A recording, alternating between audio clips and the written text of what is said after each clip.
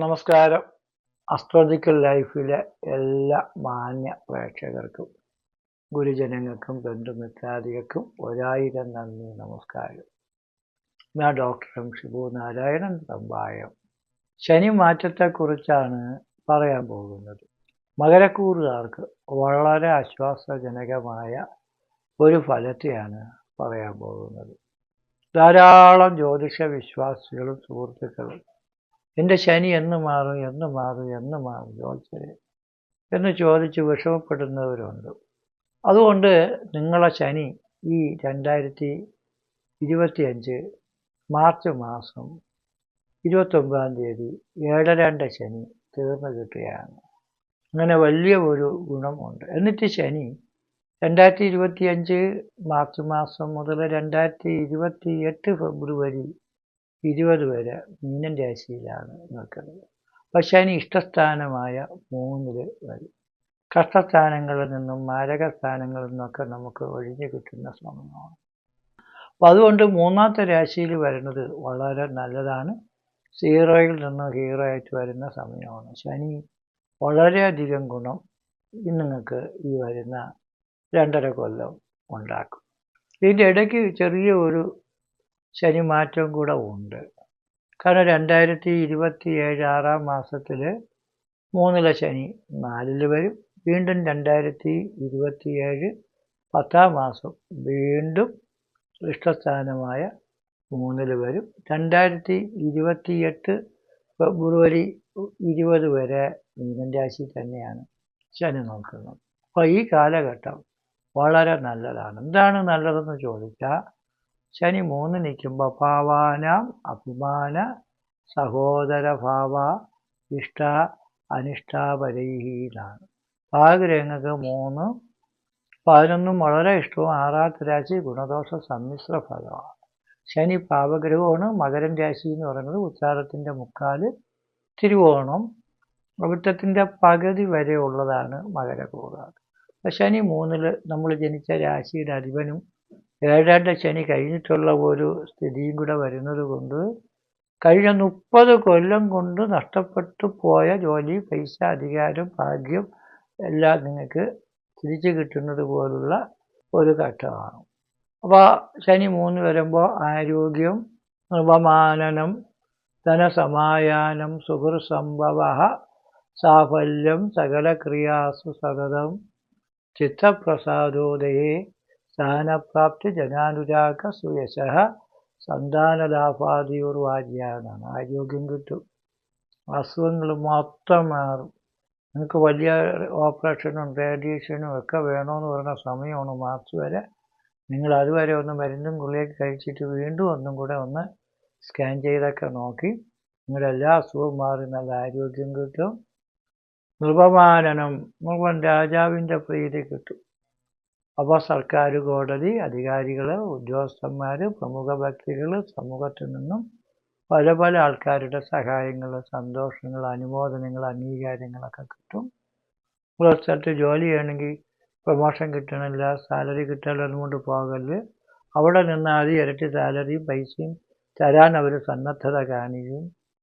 സാഫല്യം, സകല ക്രിയാസും എല്ലാ കാര്യത്തിനും വിജയം, മനസന്തോഷം വർദ്ധിക്കും. സ്ഥാനപ്രാപ്തി, സ്ഥാനലാഭങ്ങൾ, നിങ്ങൾക്കുള്ള ജോലിയിൽ നിന്ന് വേറൊരു ജോലി കിട്ടാൻ വേണ്ടി ശ്രമിച്ചാൽ അത് കിട്ടും. നല്ല ജോലി കിട്ടും, നല്ല വിദ്യ കിട്ടും, നല്ല അധികാരം കിട്ടും.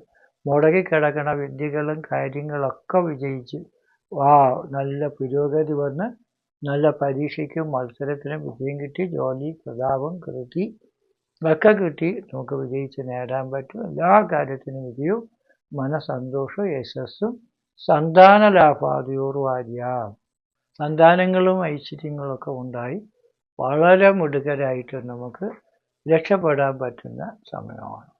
അപ്പോൾ 3-ലാണ് നിൽക്കുന്നത്. അപ്പോൾ 3 എന്ന് പറയുന്നത് ദോഷസ്ഥാനമല്ല.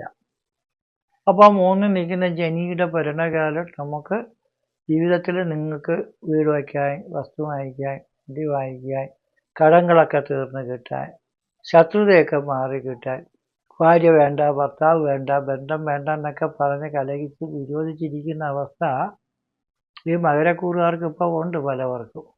പലവരും സഹിച്ചും പുറത്തുമൊക്കെയാണ് കഴിയണത്. ഇനി ഭാര്യ വേണോ, തുടർന്ന് ഈ ബന്ധം തുടരണോ, ഈ ബന്ധം ഉടനെ അവസാനിപ്പിച്ച് പെട്ടെന്നൊരു കല്യാണം വേറെ നടത്തണോ, ബന്ധം ഒഴിഞ്ഞു തരാതെ എങ്ങനെ ഞാൻ കല്യാണം നടത്തുമെന്ന് പെണ്ണും ആണും ഒക്കെ വിചാരിച്ച് കുടുംബവും ജീവിതവും ആകെ കുഴപ്പമായി പോയല്ലോ ജോത്സരി എന്ന് വിഷമിക്കുന്ന അവസ്ഥയാണ്. അപ്പം അതുകൊണ്ട് നമുക്ക് ഈ പറയുന്ന പരിഹാരങ്ങളും പൂജകളൊക്കെ ചെയ്തും ചെയ്യിപ്പിച്ചും നിങ്ങളുടെ കാര്യങ്ങളിൽ സ്വസ്ഥമായ നേട്ടങ്ങൾ കൈവരിക്കാൻ നമുക്ക് പറ്റും. അതുകൊണ്ട് എല്ലാ ഭാഗ്യങ്ങളും കിട്ടുന്ന സമയം നമ്മൾ വീട്ടിൽ കിടന്ന് ഉറങ്ങിക്കളയരുത്. കാരണം എൻ്റെ ജീവിതം പോയി, പൈസ പോയി, വിദ്യ പോയി, കഴിവ് പോയി, അറിവ് പോയി എന്നും കൊണ്ടൊരു അലസതയിലാണ് മിക്ക ആൾക്കാരും ഇപ്പം മകരക്കൂറുകാർ കഴിയുന്നത്. കാരണം 7-2 ശനി ഉള്ളതുകൊണ്ട് അവരൊക്കെ വളരെ കഴിവും അറിവും ഒക്കെ ഉള്ള എല്ലാ മിടുക്കരായിട്ടുള്ള ആൾക്കാരും ആകെ ക്ഷമിച്ച് സഹിച്ച് ഇനി ജീവിതമേ തകർന്ന് ഇങ്ങനെ എനിക്ക് ഭഗവാൻ വിഷമം തന്നല്ലോ എന്ന് വിഷമിക്കേണ്ട. നിങ്ങളെ ജാതകവും കൂടെ ഒന്ന് പരിശോധിച്ച് നോക്കണം. ജാതകത്തിൽ നമുക്ക് നല്ല ദശാകാലങ്ങളൊക്കെ ആണെങ്കിൽ വളരെ വളരെ പുരോഗതി നമുക്ക് നേടിക്കും. കാരണം 7-2 ശനിയൊക്കെ മാറുന്നത് കൊണ്ട്.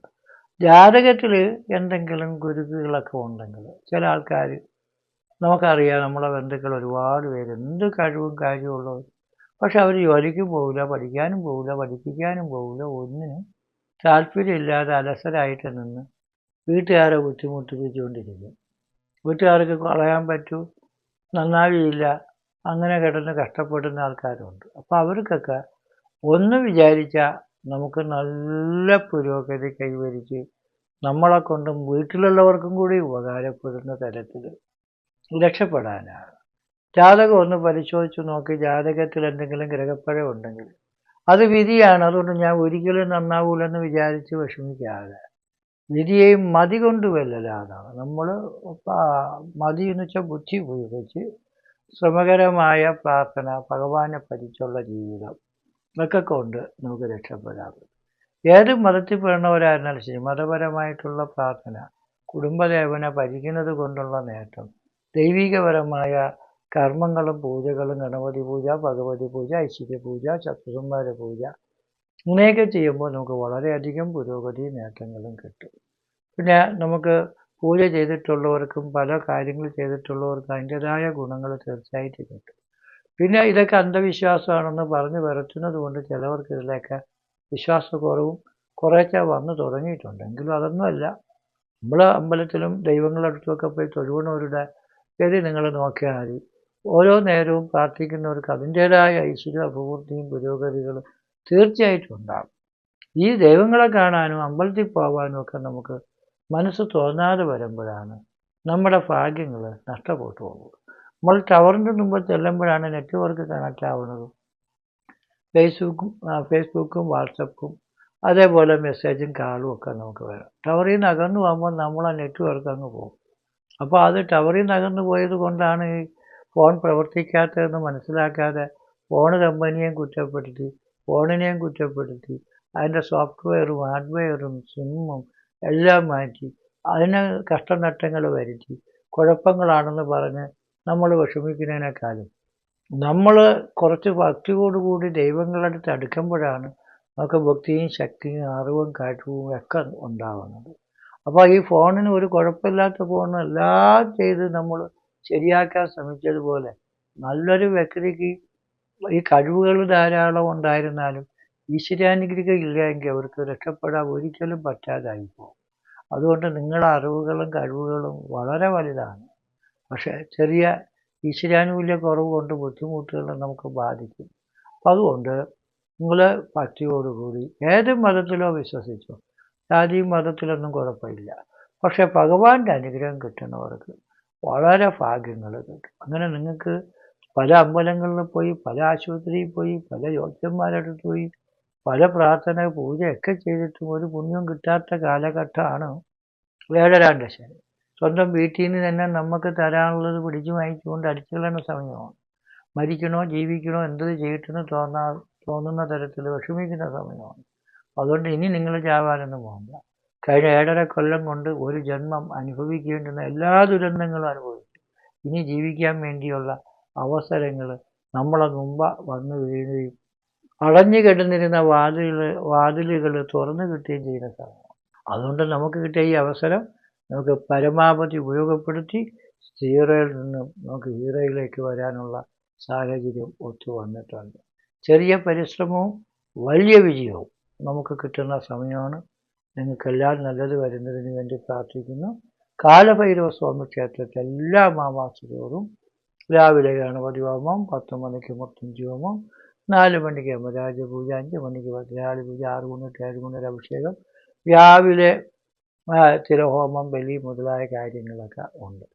ഈ പൂജയിൽ പങ്കെടുക്കാൻ താല്പര്യമുള്ളവർ അമ്പലത്തിൽ ചെന്നാൽ ചെയ്യാൻ പറ്റും. പൂജകളും വഴിപാടുകളും നേരിട്ട് ചെയ്യാൻ പറ്റാത്ത ഭക്തജനങ്ങൾ നമ്മളെ വാട്സപ്പ് നമ്പറിലേക്ക് മെസ്സേജ് ചെയ്താൽ നിങ്ങളെ പൂജയിൽ ഉൾപ്പെടുത്താനും ഗൂഗിൾ മീറ്റ് മുതലായിരിക്കുന്നതും അതേപോലെ യൂട്യൂബ് ലൈവ് വീഡിയോ ഒക്കെ കാണാനുള്ള ലിങ്കൊക്കെ നിങ്ങൾക്ക് അയച്ചു തരും. അതുകൊണ്ട് നിങ്ങൾക്ക് ഭഗവാനെ ഏത് രാജ്യത്തിരുന്നും കാണാനും തൊഴുവാനും നിങ്ങൾക്ക് പ്രാർത്ഥിക്കാനും പറ്റും.